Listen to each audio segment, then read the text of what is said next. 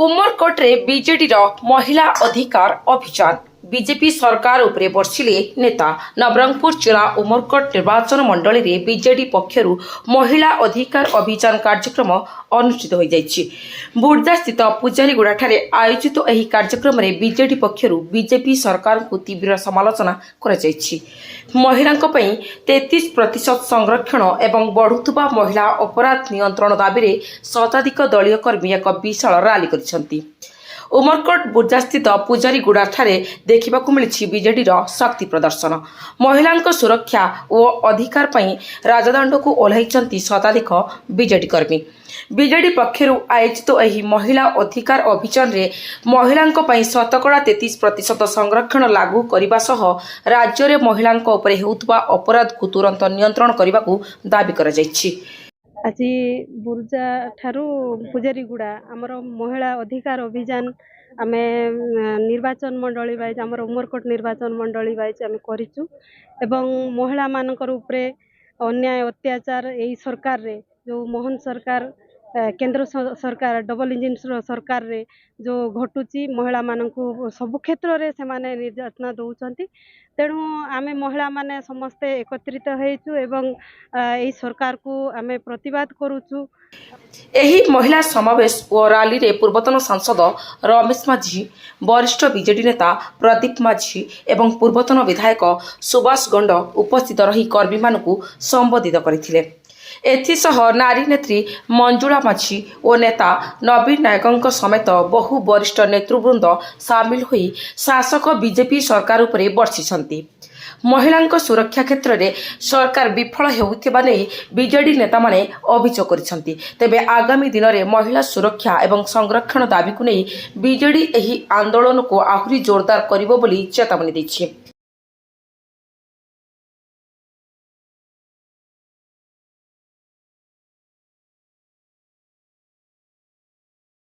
आज उमरकोट निर्वाचन मंडली जो पूजारीगुड़ा ठारे आज उमरकोट निर्वाचन मंडली स्तरीय विजु महिला जनता दल तरफ नारी जागरण अभियान कार्यक्रम कराई।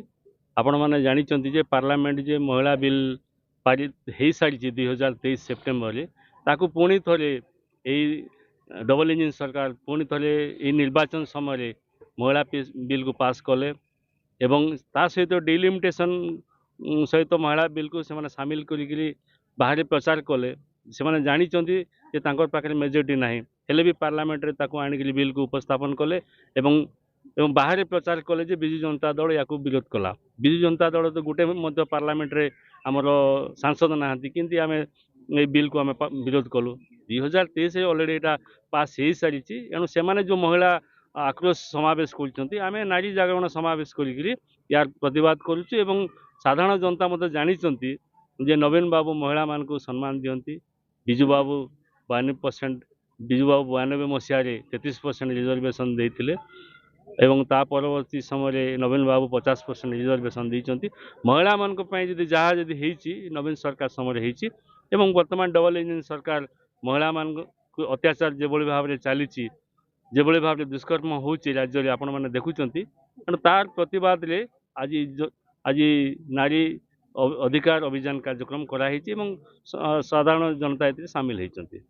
महिला माने तो बहुत समर्थन कर महिला माने ही जिते चाषी मैंने ही जिते युवक मैंने ही जिते सरकार को एवं एबे से माने जानी सारे पछुंट सरकार आसला निश्चित भाव में आगामी दिन में विजु जनता दल सरपंच समिति वार्ड मेंबर जिला परिषद हवा सहित म्युनिसिपालिटी एवं नगर निगम रे निश्चित भाव में विजु जनता दल भल फलाफल करिवो ना। ओडिशा माटी रे आज नारी समाज अवहेलित लांछित शोषित देखिए समस्त जगह महिला को लेकिन भारतीय जनता पार्टी राजनीति करने को पछुना। नारी सुरक्षा बहुत बड़ प्रश्नवाची सृष्टि कला।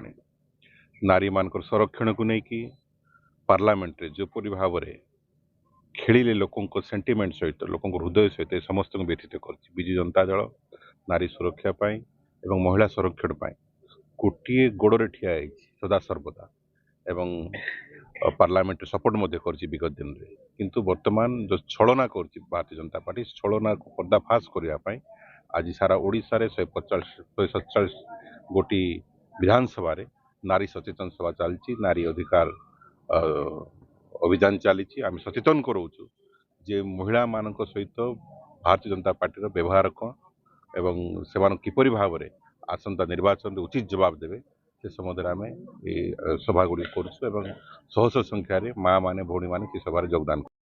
नवरंगपुर जिला उमरकोटरू अभिषेक बेहरा रिपोर्ट जयपुर ब्रेकिंग।